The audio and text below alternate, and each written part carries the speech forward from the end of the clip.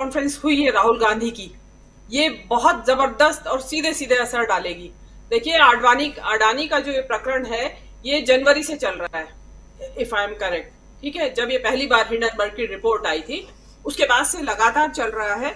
और बहुत एक एक तहलका और एक जलजला सा आ गया था देश की राजनीति में। और बहुत चर्चाएं भी हुई, मीडिया पे, सोशल मीडिया पे, सब जगह होती रही। लेकिन अल्टीमेटली एक क्वेश्चन बार बार उठता रहा कि ये तो ठीक है, अडानी ने इस पैसे का घोटाला किया है, लेकिन इसका आम जनता से क्या लेना देना। तो कि भाई आम जनता से कोई लेना देना नहीं है, इसलिए इसका इलेक्शन पे कोई असर पड़ने वाला नहीं है। लेकिन आज की जो प्रेस कॉन्फ्रेंस थी, उसमें राहुल गांधी ने बहुत ही होशियारी से सीधे सीधे बिजली के बिल से जोड़ दिया है। ये जो नया घोटाला सामने आया है, मतलब नया, वो तो 8-10 दिन पुराना गया है, लेकिन इसमें जो जोड़ा है साथ के साथ, उससे पब्लिक को सीधा लग रहा है। जैसे अभी स्वामी जी ने भी बोला, स्वामी जी तो बहुत ही जो एक क्लास अलग है इंटेलेक्चुअल्स की, लेकिन अगर स्वामी जी जैसे व्यक्ति ने भी सीधे जोड़ दिया, तो आप आम आदमी को सोचिए कि वो कितना सीधे सीधे जोड़ रहा होगा कि अरे भाई, ये तो अडानी की वजह से बिल बढ़ रहा है हमारा, या अचानक से कैसे ये चौगुना 5 गुना बिल होने लगा।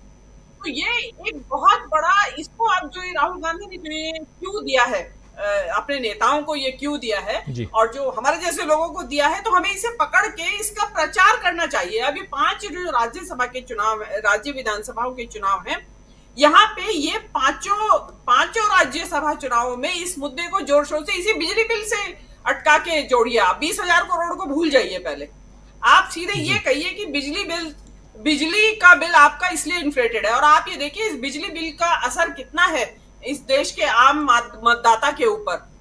आप देखिए कि कांग्रेस ने कर्नाटक में भी बिजली बिल की माफी में यूनिट्स के हिसाब से माफी दी, हिमाचल में भी दी, और अदर स्टेट्स में, इन 5 जो अपकमिंग स्टेट्स है असेंबली वाले, उसमें भी बिजली बिल की माफी दे रहे हैं। इट मींस बिजली का बिल जो है वो एक आम जन की लाइफ में बहुत ज्यादा मैटर करता है।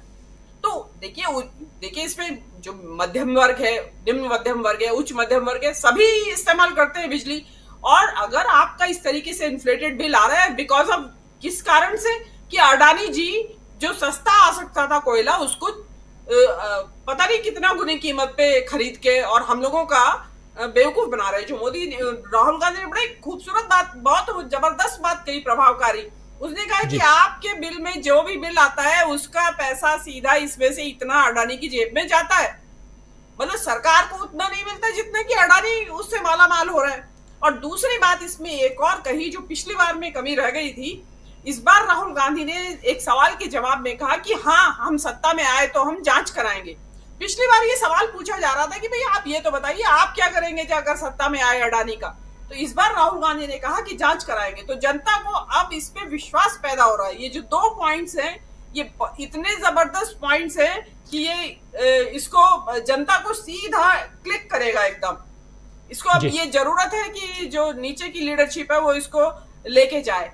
रही महुआ मोइत्रा की बात, देखिए इसमें मेरा मानना ऐसा भी है थोड़ा सा कि जो महुआ मोइत्रा के ऊपर ये इन लोगों ने जो चला रखा है स्लग फेस्ट, और ये जो कैरेक्टर एसेसिनेशन महुआ मोइत्रा का किया है, देखिए इसमें 2 ही लोग थे जो अडानी के ऊपर ज्यादा हमलावर थे लोकसभा में। पहले तो राहुल गांधी, वो तो लोकसभा में भी और उसके बाहर भी और बहुत मुद्दत से हैं। लेकिन लोकसभा के अंदर महुआ मोइत्रा ने इसको बहुत वोसिफरसली उठाया था, इस मुद्दे को।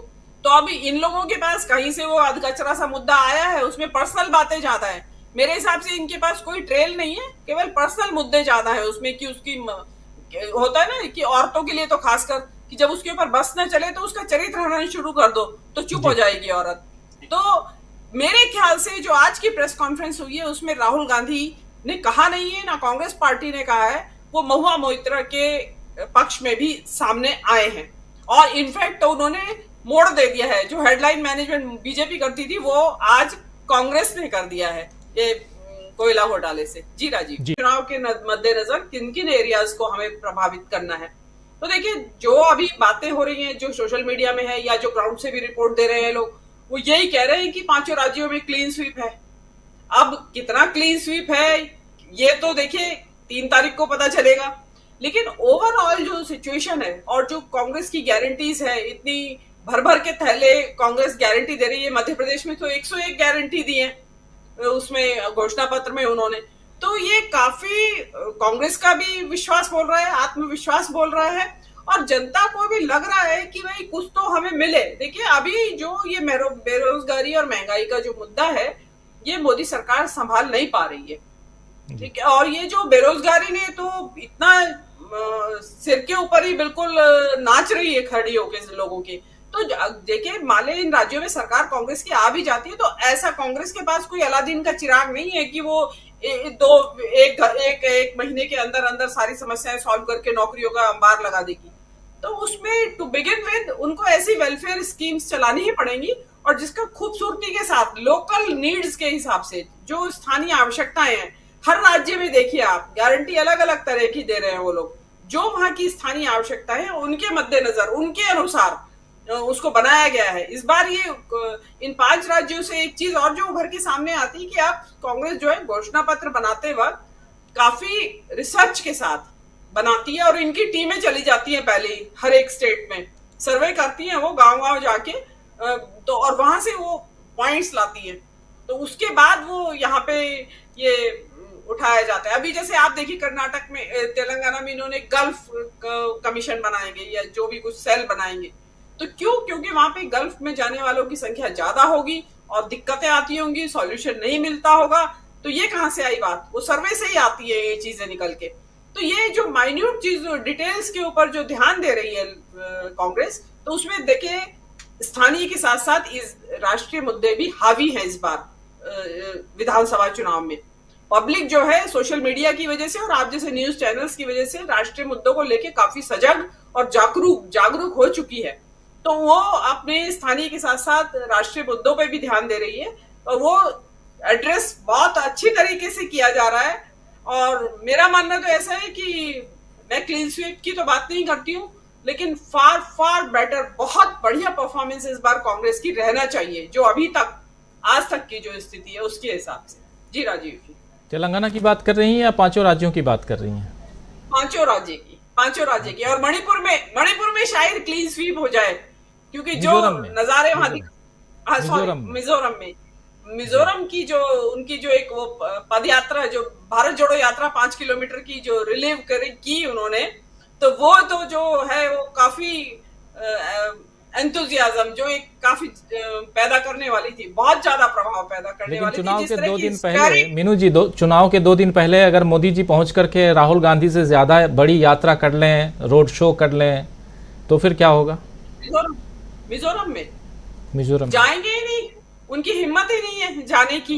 मिजोरम कैसे जाएंगे? वहां 60,000 कुकी बैठे हुए हैं मणिपुर से जो भागे हैं, वो शरणार्थी बने हुए, और वहां कुकीजों की बहुत बड़ी आबादी रहती है मिजोरम में। वही कुकीजों जिनका की मणिपुर में प्रताड़ना हुई है, उत्पीड़न हुआ है, उनकी महिलाओं को नग्न करके घुमाया गया है, सामूहिक बलात्कार हुए, मारे गए हैं, चर्चेस जलाए गए हैं। फिर वही वाली बात आती है कि मिजोरम में बहुत बड़ी आबादी है, क्रिश्चियन आबादी, तो उन चर्चों के जलने का पीड़ा वहां भी है।